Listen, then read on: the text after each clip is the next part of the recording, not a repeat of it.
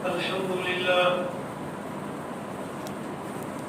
لله نحمده ونستعينه ونستغفره ونؤمن به ونتوكل عليه ونعوذ بالله من شرور أنفسنا ومن سيئات أعمالنا من يهده الله فلا مضل له ومن يضلله فلا هادي له ونشهد أن لا إله إلا الله وحده لا شريك له ونشهد أن سيدنا ومولانا وشفيعنا محمدا عبده ورسوله الذي أرسل بالحق بشيرا ونذيرا أما بعد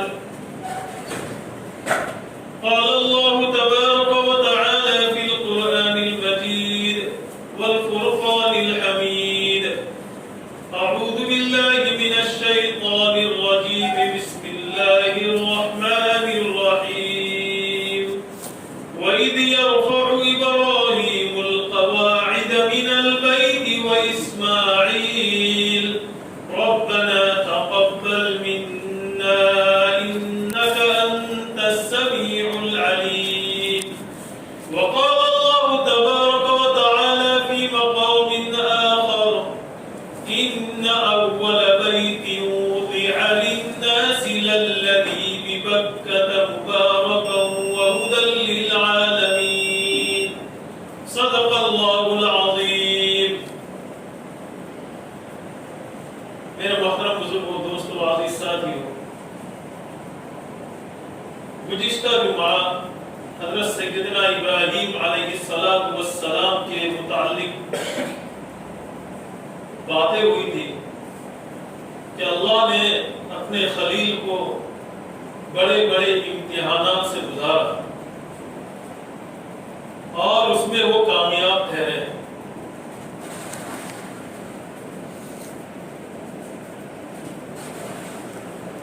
اور ایک اتنی ہی بڑی جتنی آزمائشیں پہلے گزری، سب سے بڑی ایک اور آزمائش اللہ کے خلیل حضرت ابراہیم علیہ السلام پر آنے والی. آپ کو اولاد شروع میں نہیں ہوئی، بڑھاپے کی حالت میں آپ کو اولاد نصیب ہوئی، اور جب اخیر عمر کی حالت میں اولاد مل جاوے، آدمی کی دل کی کیفیت کیا ہو سکتی ہے اس کا ہم گمان کر لیں. حضرت ابراہیم علیہ السلام اللہ کی طرف رجوع ہوئے، رب هب لی من الصالحین، اے میرے پالنہار مجھے نیک اولاد عطا فرما. تقریباً 86 برس کی عمر ہوئی آپ کی، اور آپ کو دو اولادوں کی خوشخبریاں سنائی گئی. فبشرناہ باسحاق نبیا من الصالحین. حضرت اسماعیل علیہ السلام کی ولادت ہوئی. اس کے تھوڑے عرصے کے بعد حضرت اسحاق علیہ السلام کی ولادت. حضرت اسماعیل علیہ السلام حضرت حاجرہ علیہ السلام کی بطن سے پیدا ہوئے، اور حضرت اسحاق کی والدہ سارہ ہے، حضرت سارہ. اور بڑھاپے کی عمر میں جب اولاد ملی تو حضرت ابراہیم علیہ السلام بڑے خوش ہو گئے، لیکن اللہ کی مشیت اور اللہ کی رضا کچھ اور ہی سوچ رہی تھی کہ حضرت سیدنا اسماعیل علیہ السلام کی ولادت ہوئی، آپ ابھی چھوٹے ہیں. اسی وقت سے اللہ نے حکم دے دیا کہ بیٹے اسماعیل کو اٹھاؤ اور اس کی والدہ کو اٹھاؤ اور ایسی جگہ پہ چھوڑاؤ جہاں نہ کھیتی ہوتی ہو، جہاں نہ چرند پرند ہو، غیر ذی زرع، ایسی وادی جس میں اگانے کی صلاحیت نہ ہو، کوئی چیز پیدا کرنے کی طاقت نہ رکھتی ہو، اور وہ جگہ بھی اللہ سبحانہ و تعالیٰ کی طرف سے طے کر دی گئی. چنانچہ جب آپ لے کر چلے ہیں، حضرت سارہ نے تو جب تو نہیں پوچھا، کیونکہ جب گھر والا ساتھ ہے تو دیگر سوالوں کی کیا ضرورت رہتی ہے. آپ چلتے رہے اور وہ سفر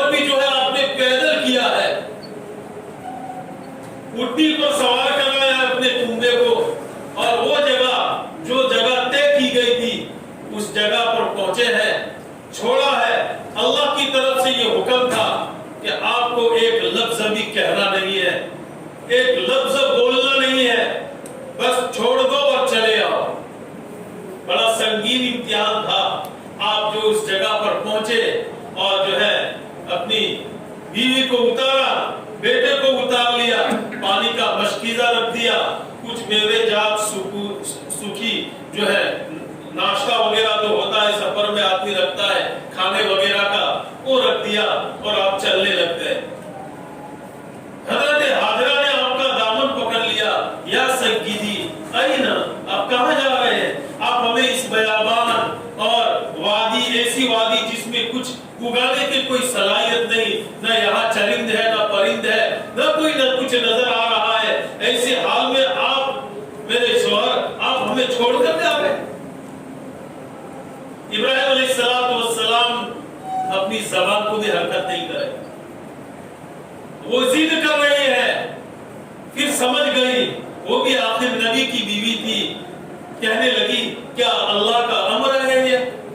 حضرت ابراہیم علیہ السلام نے سر ہلایا، پھر کہنے لگی ان اللہ لا یضیع اجر المحسنین، تب تو اللہ تعالیٰ محسنین کو ضائع نہیں کرتا ہے، اللہ تعالیٰ ہمیں ضائع نہیں کرے گا۔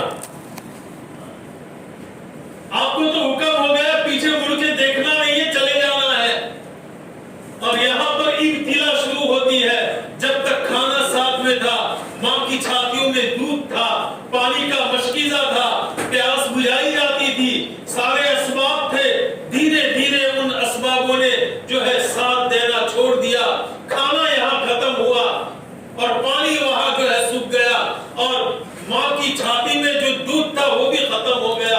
اب یہ ماں بے قرار ہو رہی ہے، بچہ رو رہا ہے۔ اسی بے قراری میں دیکھو، اس بات کے کرنے سے پہلے یہاں جو ادائے حضرت سیدنا ابراہیم علیہ السلام کا گھرانہ دے رہا ہے، وہ ادائے اللہ سبحانہ و تعالیٰ کو اس قدر پسند آئی ہے، اس قدر پسند آئی ہے کہ ہر جانے والا حاجی جب تک ان اداؤں کو اپنائے گا نہیں، کرے گا نہیں، تب تک اس کا حج مقبول نہیں ہوتا ہے۔ چنانچہ حضرت حاجرہ کبھی صفا پہاڑی پر چڑھتی ہے، مدد مانگنے کے لیے کوئی کچھ نظر آ جائے، اپنا دوپٹہ لے کر چلتی ہے، لیکن وہ میدان ایسا میدان تھا جہاں کوئی انسان تو کیا، کوئی پرندہ بھی اڑتا ہوا نظر نہیں آتا تھا، بے قرار ہو جاتی تھی۔ مروہ سے جو ہے دیکھتی تھی بیٹے اسماعیل کو، فوراً نیچے آ جاتی تھی، سینے سے لگاتی تھی، سینے میں کچھ نہیں ہوا تھا، اور پھر جو ہے مارے غم کے کچھ کھانے کے لیے بے قرار ہو جاتی تھی، پھر جو ہے وہ صفا پر چڑھتی تھی۔ اسی طرح جو ہے 7 چکر ہوتے رہے۔ 7ویں چکر میں جب وہ پہاڑی پر چڑھی ہوئی تھی، یہاں جبرائیل کا نزول ہوتا ہے۔ جبرائیل جو ہے حضرت اسماعیل علیہ السلام کی ایڑیوں پر اپنا پر لگاتے ہیں، اور یہ ایڑی حضرت اسماعیل، ننھے اسماعیل کی ایڑی زمین سے ٹکراتی ہے، چشمہ ابلنے لگتا ہے، وہ دیکھتی ہے کہ نیچے تو پانی ابل رہا ہے، فوراً دوڑتی ہوئی آتی ہے، اور پانی تو پھیل ہی رہا تھا۔ حضرت حاجرہ جو ہے چاروں طرف دیواریں کرتی ہے، کہتی جاتی ہے زم زم زم زم۔ یہ زم عربی کا لفظ ہے جس کے معنی ہے رک جا رک جا رک جا۔ حضرت عباس رضی اللہ تعالیٰ کو روایت بیان کرتے ہیں، اگر حضرت حاجرہ اس کو روکتی نہیں تو یہ ایک ایسی نہر بن جاتی جو مکہ ہی میں گھوما کرتی اور ہر ایک کو پانی دستیاب ہو جاتا، لیکن اللہ کی چاہت میں کچھ یہی تھا جو حضرت حاجرہ سے کروایا، چنانچہ آپ نے جو ہے بارڈر لگا دی، وہی جو ہے زمزم کا کنواں بن گیا، اور ایک ایسا انمول پانی، اور ایک ایسا عمدہ پانی، اور ایسا پوتر پانی، اور ایک ایسا عظیم پانی جس پانی کی کوئی مثال نہیں، اس کے مثل کوئی پانی مل ہی نہیں سکتا ہے۔ یہ پانی کا قطرہ عام پانی میں اگر آ جائے تو سارے پانی کو اس جیسا بنا دیتا ہے۔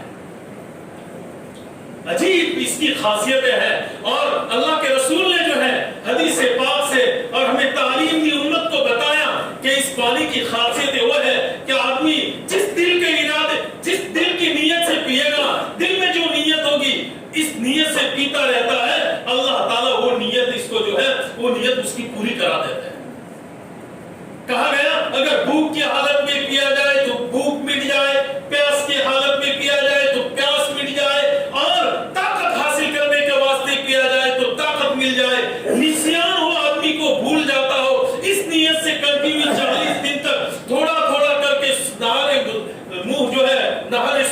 صبح کے وقت جو ہے پہلی خوراک اس کی زمزم کا پانی جائے، اس نیت سے کہ اللہ میں جو کچھ یاد کر رہا ہوں بھول جاتا ہوں، مجھے کوئی چیزیں یاد نہیں رہتی ہے، بس پیے 40 دن کا اس پر چلنا لگائے۔ اللہ تعالیٰ کی ذات سے امید ہے کہ اس کی نیت کی وجہ سے اس کی یہ بیماری اللہ ختم کر دے، اس لیے کہ فرمان نبی کا ہے۔ اور پانی جو ہے اس لیے کہتے ہیں حضرت سیدنا ابراہیم علیہ السلام نے اللہ کے خزانے کی روح ہی لوٹ لی، مانگی تو ایسی چیزیں مانگی جو کسی نبی نے مانگی ہی نہیں، ایسی تو انمول چیزیں مانگی ہے، اور اللہ کے خزانے کی روح گویا سمجھ لو ایسی چیزیں حضرت ابراہیم علیہ السلام نے مانگی ہے۔ کیا مانگا؟ کہ مانگا تو جو ہے ایسی اولاد مانگی کہ جس کے ایڑیوں سے زمزم کا پانی نکل آیا، اور دوسری چیز کیا مانگی؟ مانگا تو اس ہستی کو مانگا کہ اللہ نے جس کے صدقے میں حوض کوثر نصیب فرمایا۔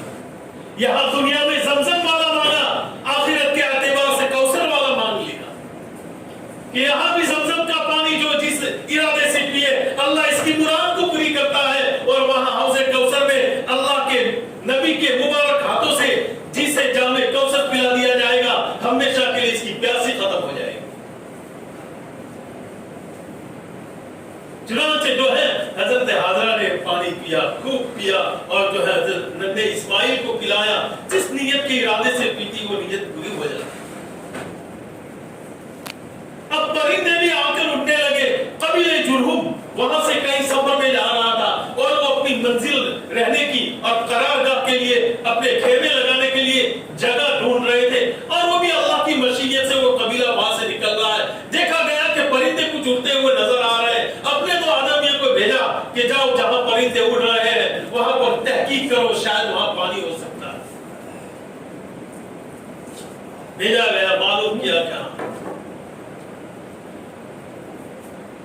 پھر حضرت حاجرہ نے کہا کہ دیکھو پانی پر پورا ہمارا حق رہے گا، آپ کو رہنا ہو تو یہاں رہے۔ دیکھا پوری تاریخ ہے، داستان ہے میرے محترم بزرگ اور دوستوں۔ بستی آتی گئی، قبیلے آتے گئے، اسماعیل علیہ السلام بڑے ہوتے گئے۔ براق نامی سواری پر حضرت ابراہیم علیہ السلام 2 سے 3 چکر وہاں لگا کے گئے۔ ایک مرتبہ تو دور سے دیکھ کر کھڑے ہو کر نظارہ کر کے چلے گئے، بولنے کا ان کو اجازت نہیں تھی۔ دوسری مرتبہ جب آئے ہیں اس وقت حضرت اسماعیل علیہ السلام اپنے گھر میں موجود نہیں تھے، جوانی کی دلہیز پر تھے اور کہیں شکار کے لیے گئے ہوئے تھے۔ گھر پہنچے، معلوم کیا کہ کہاں ہے، کیونکہ وہ شکار کو گئے ہیں۔ یعنی حضرت اسماعیل علیہ السلام کی بیوی نے حضرت ابراہیم علیہ السلام کی وہ عزت، وہ احترام جو ایک بوڑھے آدمی کا ہونا چاہیے، وہ آداب ادا نہیں کیے۔ تو حضرت ابراہیم علیہ السلام نے کہا کہ جب آوے تو ان سے کہنا کہ گھر کے دروازے کی چوکھٹ کو بدل دیں۔ اسماعیل علیہ السلام جب جو ہے شکار کر کے واپس آئے تو کارگزاری سنائی اس کی عورت نے، اسماعیل علیہ السلام کی بیوی نے، اور کہ جاتے جاتے یہ کہا تھا انہوں نے کہ گھر کے دروازے کی چوکھٹ بدل دو۔ حضرت اسماعیل علیہ السلام آخر نبی ہونے والے تھے، پہلے سے جو ہے اشارے جانتے تھے، سمجھ گئے کہ چوکھٹ سے مراد تو ہے۔ وہ مجھے یوں کہہ گئے کہ تو اپنے بیٹے چلی جا اور میں تجھے طلاق دیتا ہوں۔ اس دوران میں جب دوسری مرتبہ آنا ہوا، باپ کا آسرا بیٹا جب جوانی کی دہلیز پار کرتا ہے تو باپ کے دل میں امنگیں اور اچھائیں وہ یہ بنتی ہے کہ یہ میرا سہارا بنے گا، یہ جو ہے میری خدمت کرے گا، میرا جو ہے فرما بردار رہے گا، اس کو بڑی وابستگی ہوتی ہے۔ جب وہ وقت آیا اس وقت جو ہے حضرت ابراہیم علیہ السلام کو وحی کی گئی خواب میں،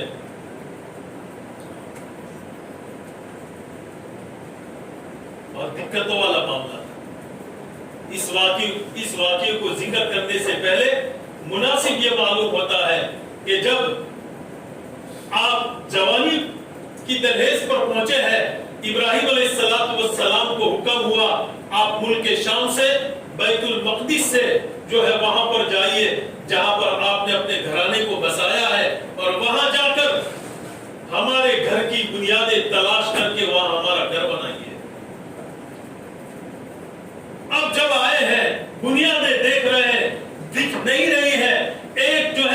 اللہ نے فرشتہ بھیجا، اس فرشتے نے آ کر پرندے کی شکل میں اس جگہ کو صاف کیا. جب صاف کیا تو اس کی بنیادیں نظر آنے لگی. کیوں کہ یہ بنیادیں پہلے سے ہے. حضرت آدم علیہ السلام کو جب جنت سے نکالا گیا تو حضرت آدم علیہ السلام کو اللہ کا گھر بنانے کے لیے اسی جگہ کا انتخاب ہوا کہ یہی جگہ، جو ایسی جگہ جس میں کوئی کھیتی باڑی نہیں ہوتی ہے، اسباب کے اعتبار سے بالکل کوری جگہ ہے، یہی وہ جگہ ہے جہاں سے زمین بننے کی ابتدا ہوئی. پہلے دنیا میں پانی ہی پانی تھا. زمین کو اللہ نے یہاں سے پھیلاؤ کیا. جس طرح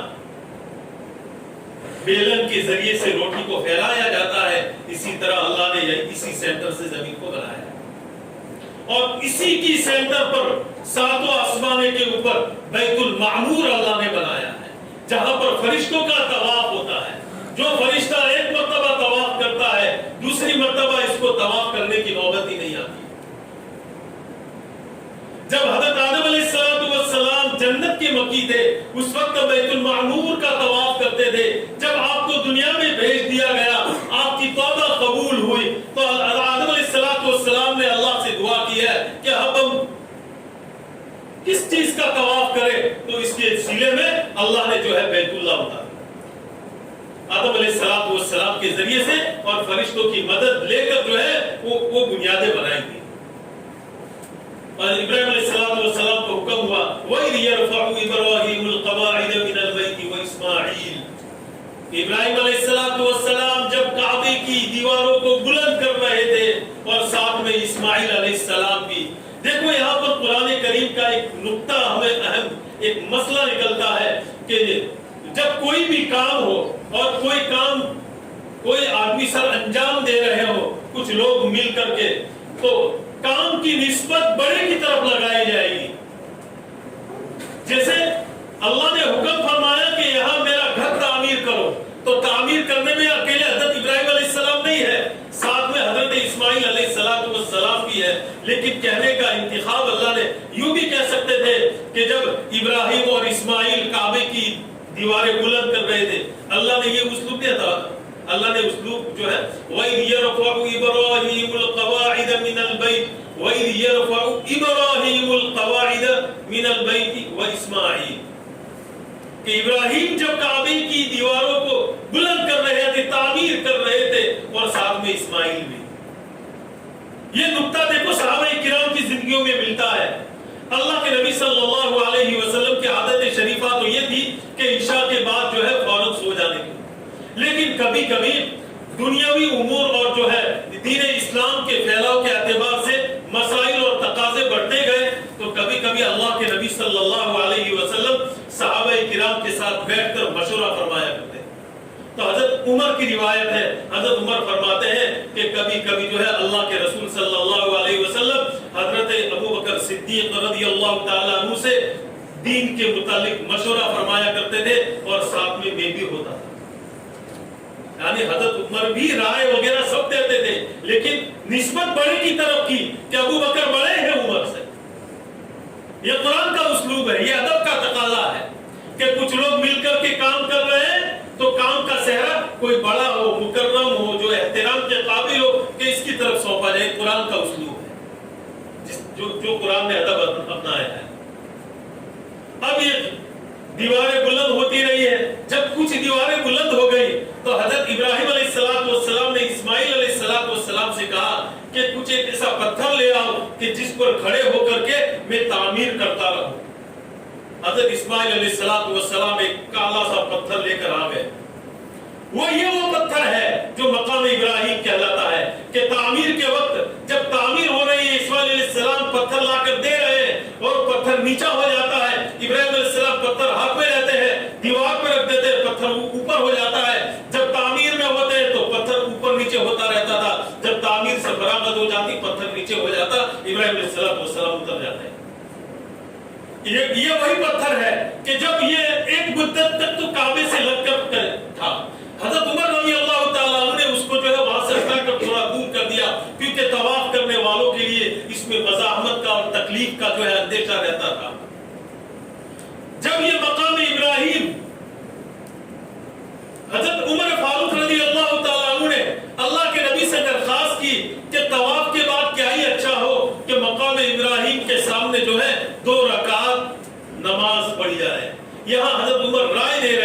आसमान से हज़रत जिब्राइल अलैहिस्सलाम आयत लेकर आ रहे हैं, वत्तखिदू मिन मक़ाम इब्राहीम मुसल्ला, कि हर तवाफ करने वाला जब अपना तवाफ पूरा कर चुके तो मक़ाम इब्राहीम के सामने 2 रकात नफल अदा करें। कि जहां जहां भी हज़रत इब्राहीम अलैहिस्सलाम ने काम लिया है पत्थर से या जो जो असबाब भी इख्तियार किया है, उन असबाबों को भी अल्लाह ने रहती क़यामत तक के लिए लोगों को इस पर चलने के लिए और अमल करने के लिए वाजिब करार दे दिया। जब कुछ दीवारें बुलंद हुई तो क्या खूबसूरत सा एक पत्थर ढूंढ के लाओ, इस्माइल से कहने लगे, हज़रत इस्माइल ब्रो मैं थक चुका हूं, ऐ मेरे प्यारे अब्बा मैं थक चुका हूं। इतने में जो है जिब्राइल अलैहिस्सलाम आते हैं और हिंद से आदम अलैहिस्सलाम जन्नत से पत्थर लेकर आए थे और वो उनका अल्लाह ने उनको कहां उतारा था, सीलोन में यानी श्रीलंका में। उस वक्त वो हिंद में शुमार होता था। जिब्राइल अलैहिस्सलाम ने वो आदम अलैहिस्सलाम वाला पत्थर जो बिल्कुल सफेद याकूत और सफेद चमकदार था और बिल्कुल खूबसूरत था, वो पत्थर लाकर जो है जिब्राइल अलैहिस्सलाम ने हज़रत इब्राहीम अलैहिस्सलाम को दिया कि इस पत्थर को लगाइए। पत्थर की खासियत ये होती थी कि लोगों के गुनाहों को चूस लेता था, जिसकी वजह से वो काला पड़ गया और वो काला हो गया। लोगों के गुनाहों की नहुसत की वजह से वो पूरा पत्थर पहले सफेद था, जन्नत से आया हुआ था, वो काला हो चुका, इसलिए इसको हजरे अस्वद कहते हैं। ये बैतुल्लाह की ताबीर है। बैतुल्लाह की ताबीर इन्ना अव्वल बैतिन वुदिअ लिन्नास लल्लज़ी बिबक्का, कि ये वो पहला मकाम है और ये पहली मस्जिद है कि अल्लाह ने इसके बनाने का मकसद देखी। इधर उधर की बातों में अल्लाह क्या मकसद, यानी कुरान अगर चाहता तो बयान कर सकता था एक एक बात को, यहां काम की बातें बयान की और तस्कीरा छोड़ दिया। क्यों? सबसे पहला अगर जो लोगों के लिए बनाया गया वो लिन्नासी, वो कहां पर है, लल्लज़ी बिबक्का, वो जो है मक्के में। कैसा है कि मुबारकन, वहां पर जो है बरकतें हैं, बरकतों का नुज़ूल होता रहता है, अल्लाह की रहमतें उतरती रहती है। मुबारकन लिन्नास व हुदन व रहमतन लिल आलमीन, कि लोगों के लिए बरकत रख दी गई है, हिदायत रख दी गई है, रहमत रख दी गई है तमाम जान वालों के लिए। इसलिए मुफस्सिरीन ने इसमें नुक्ता निकाला है कि हम जो किबले की तरफ रुख करते हैं ना, वो किबले की तरफ रुख करना बिना वजह नहीं है। वो काबा सेंटर जमीन है, बैतुल मामूर इसके ऊपर है।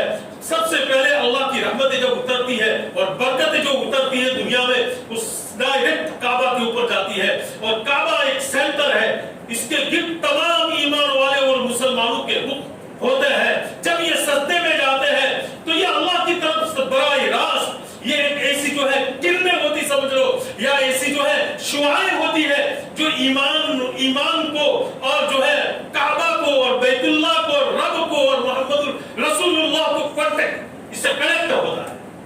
आज के दौर में हम अच्छी तरह समझ सकते हैं कि नेट जिसका कोई वायरल नहीं है, हर चीज हम तलाश कर डालते हैं, इसको सर्च कर डालते हैं, तो क्या यह मुमकिन नहीं है? लिखने वालों ने लिखा है कि ईमान वाला जब सजदे में जाता है तो इसकी जो शुआएं है सीधी किबला से कनेक्ट होती है।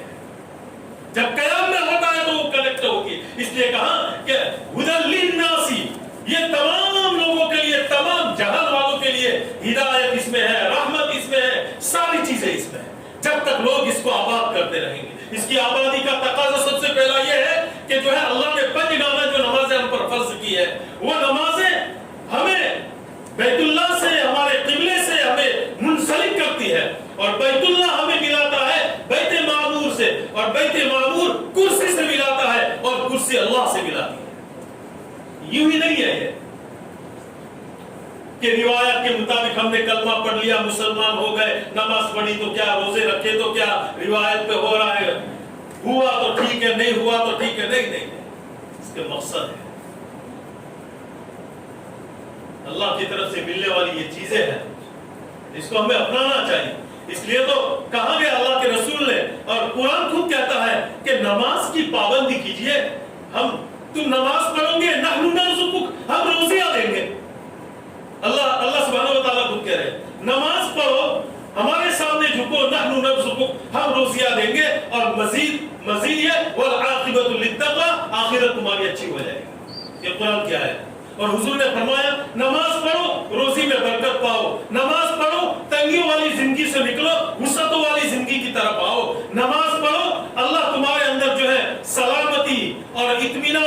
اور لوگوں میں الفت، محبت، مودت ساری چیزوں کو اجاگر کرے گا۔ نماز پڑھو، مرتے ہی جو ہے قبر میں یہ کام آئے گی۔ نماز پڑھو، پل صراط پر یہ کام آئے گی۔ نماز پڑھو اور جو ہے ہمیشہ بغیر حساب کتاب کے جنت میں داخل کروائے گی۔ یہ ساری چیزیں لگی ہوئی ہے، یوں ہی بیکار چیزیں نہیں ہیں۔ اس لیے اللہ سے دعا کرے کہ بیت اللہ کا مقصد بھی لوگوں کی ہدایت ہے، رحمت ہے اور اللہ کی طرف سے ملنے والی برکتیں حاصل کرنا ہے۔ ہم ایمان والے ہیں، ہم پر تو فرض بنتا ہے کہ ہم کعبۃ اللہ کی طرف تو منہ کر کے نماز پڑھتے ہی ہے، بس اس ارادے سے جم کر کوئی نماز ہماری جماعت سے چھوٹے نہیں، اس کا عہد کریں اور ارادہ کریں۔ اللہ تعالیٰ جو ہمیں کہنے سننے سے زیادہ عمل کی توفیق عطا فرماوے۔ وآخر دعوانا ان الحمد للہ رب العالمین۔